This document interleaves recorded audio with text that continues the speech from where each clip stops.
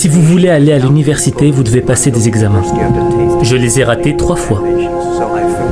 J'ai eu beaucoup d'échecs. J'ai échoué à des choses ridicules. Par exemple, j'ai échoué à un test clé de l'école primaire à 2 reprises. Et j'ai échoué genre 3 fois au collège. Et vous aurez du mal à y croire. Mais à Hangzhou, ma ville, il n'y avait qu'un seul collège. Et aucun autre collège nous aurait acceptés. On était trop mauvais. Je pense qu'on doit s'y habituer. On n'est pas si bon que ça. Encore aujourd'hui, il y a beaucoup de gens qui nous rejettent. Vous savez, pendant 3 ans j'ai essayé, mais j'ai échoué à l'université. Alors j'ai postulé à plusieurs jobs, mais j'ai été rejeté 30 fois. J'ai été à la police, on m'a dit non, t'es pas assez bon. Je suis même allé au KFC, quand le KFC est venu en Chine, dans ma ville. 24 personnes se sont présentées. 23 personnes ont été acceptées. J'étais le seul gars à avoir été rejeté.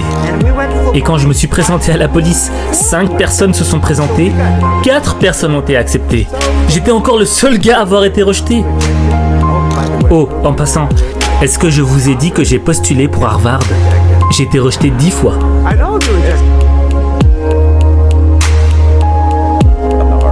Et là, je me suis dit, peut-être qu'il faudra que j'aille donner cours là-bas un jour.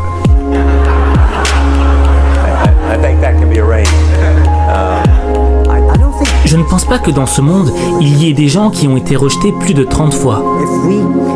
La seule chose qu'il faut, c'est ne jamais abandonner.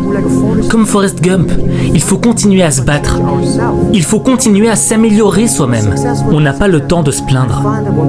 Et quelle est la différence entre ceux qui réussissent et ceux qui échouent?